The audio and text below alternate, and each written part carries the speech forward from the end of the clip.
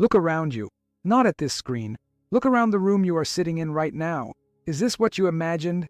Is this the life you pictured when you were 30, 40 years old, full of plans, full of fire? Is this the version of yourself you thought you would become? For most of you, the answer is no. And that silence inside you right now, that quiet, uncomfortable silence, that is not peace. That is not acceptance. That is something far more dangerous. That is a person who has stopped living while the body is still breathing. I am not here to be gentle with you today. I am here because someone has to say what no one in your life has the courage to say. Your children will not say it. Your friends will not say it. The world certainly will not say it, because the world stopped paying attention to you a long time ago. So I will say it. You are not old. You are absent. There is a difference, and that difference is everything. I have seen it too many times. A man who built a company, raised children, survived heartbreak, survived loss, survived things that would have destroyed most people, sitting in a chair, watching hours disappear into a television screen, waiting for the next meal, waiting for the next call that might never come, waiting for something he cannot even name anymore. A woman who raised a family, who held everything together when everything tried to fall apart, who was the foundation of every person around her, now invisible, now quiet, now shrinking herself into corners she was never meant to occupy, apologizing for taking up space in a world she helped build. This is not living. This is rehearsing for death.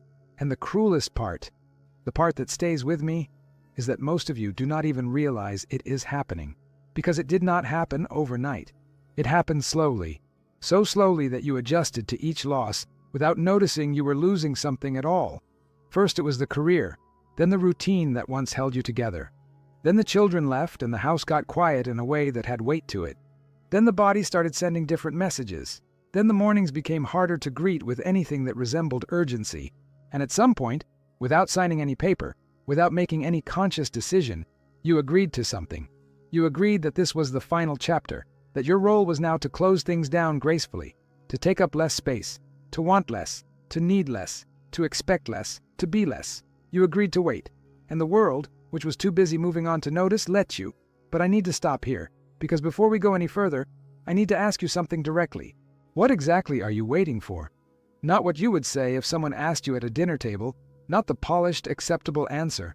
The real one, the one that lives in the quiet hours, in the space between 3 in the morning and the first light coming through the window. Are you waiting for permission? For someone to look at you and say, "You have done enough, now go and be free"? Are you waiting to feel worthy of a life that finally belongs to you? Or are you waiting for death itself, not consciously, not willingly, but in that slow, passive way, where each day is simply endured rather than inhabited, where existence becomes a matter of managing decline rather than choosing direction? Because if that is where you are, I am telling you something I need you to hear with every part of yourself. That is not aging, that is surrender. And you were never built to surrender. Here is what they never told you. Here is what the world, in all its rush and noise and obsession with youth, never once stopped to say. The fear you feel is not about death. It was never about death. It is about the life you have not yet lived, the conversations you never had, the version of yourself you kept locked away, because there was always something more urgent, always someone who needed you first, always a reason to postpone the most important thing, yourself.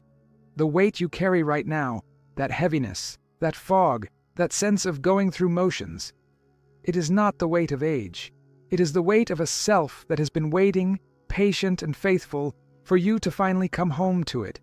You spent decades becoming what others needed, a provider, a caretaker, a reliable presence, a problem solver. And those things were real. They mattered more than words can reach. But somewhere inside all of that becoming, you lost the thread back to the person who existed before all those roles. The person who had desires that were purely their own. The person who wanted things not because they were practical or responsible or expected, but simply because something in them burned for it. That person did not disappear. That person was buried under years of obligation and love and sacrifice and silence. And that person, right now, in this moment, is still reaching. I want you to think about something. Think about the last time you did something purely because it made you feel alive, not because someone needed it from you, not because it was on a list, Not because it was the sensible thing to do, but because in the doing of it, something opened up inside your chest. Something that felt like air, like freedom, like the truest signal of who you actually are underneath everything you have been asked to be. When was that? If you have to search hard to remember, that is your answer. That is the wound. That is the place this speech is pressing on. Because a life without that feeling, a life organized entirely around endurance, around obligation, around the quiet management of disappearance, is not a life being lived. It is a life being administered. And you were not put on this earth to administer yourself into nothing.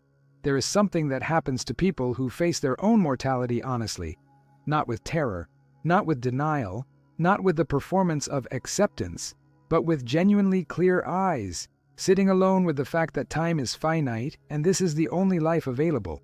Something shifts. The noise falls away.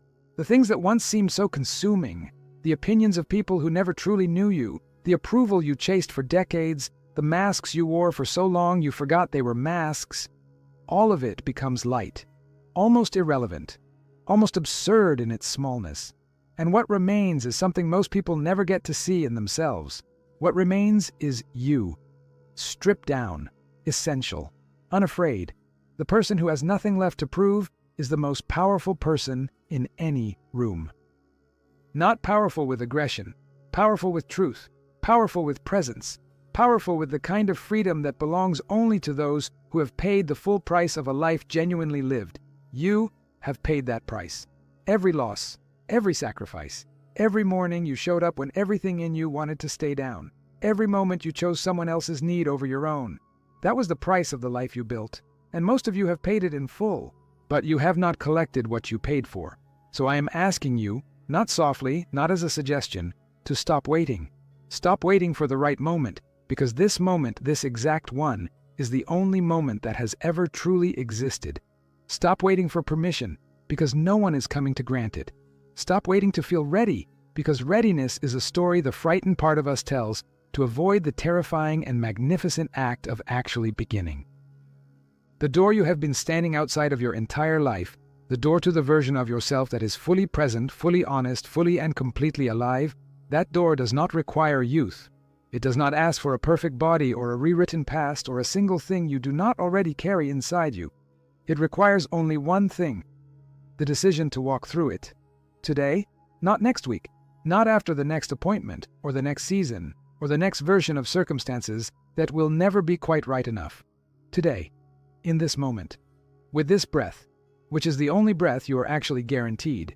You are not waiting for death. You were never waiting for death. You were waiting for the courage to finally, completely, without apology or permission or condition, choose your own life.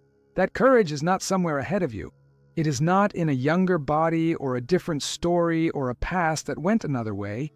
It is here. It has always been here. It has been surviving inside you through everything that tried to extinguish it. The question was never whether you had the time. The question is what you are going to do with the time you have left. Wake up. Because the world does not need another person sitting quietly, letting the hours dissolve into nothing. It needs you, awake, present, burning with the particular and irreplaceable fire of someone who has lived enough, lost enough, and survived enough to know with absolute certainty what actually matters. That person is not gone. That person is listening to this right now, and deep down, in the place you have been avoiding, that person already knows exactly what comes next. I have spent years watching people arrive at the end of their lives with two very different expressions on their faces.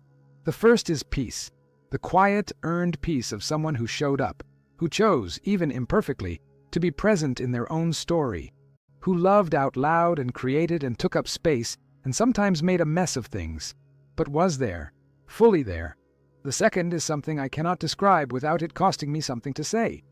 It is the expression of someone who realizes, too late, that they were present in their life only in the most technical sense, that they were there in body, but somewhere else entirely in everything that mattered, that the years went by and were not wasted exactly, but were lived for everyone else, in service of everything else, with nothing left over for the one person who needed it most. Do not let that be you. You are still here. The breath in your lungs right now is not a formality. It is an invitation. It is the universe. or whatever you call the force that keeps you in existence, saying one more time, you have not missed it. The chance is still open. The version of you that is fully alive is still waiting, and it has not given up on you even if you have given up on it. This is your moment, not because it is dramatic, not because everything will suddenly be easy or clear or free of pain, but because it is the only moment you actually have. Use it.